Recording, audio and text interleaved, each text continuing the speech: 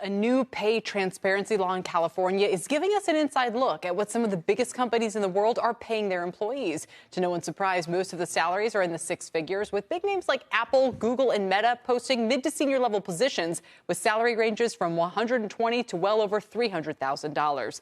CNBC.com reporter Kif Leswing has the story here. Kif, what are you learning? Hi.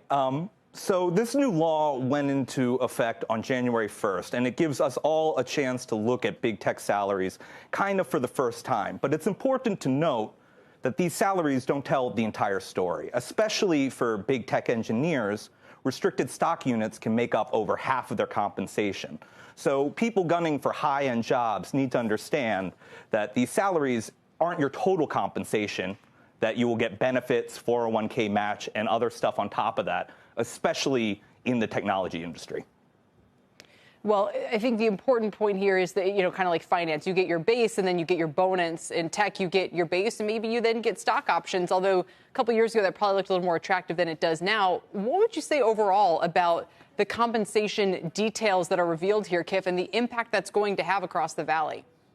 Well, it's very important. I talked to the sponsor of this bill, and part of the thinking was to reduce pay gaps. And so one of the things that tech employees can now do is look at job listings with their same title and then bring that to their boss and say, I'm underpaid. So transparency is expected to float a lot of boats here.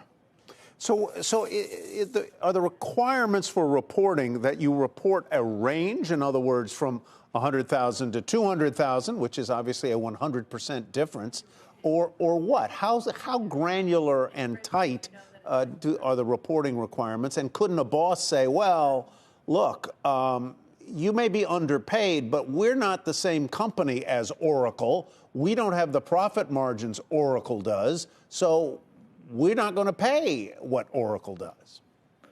Well, there's still a lot of room for negotiation, even with these salary ranges. As you said, some of them have ranges over $100,000. Now, I've talked to HR experts, and what they say is these are accurate ranges. For this title, there are multiple employees at this company who are in these ranges.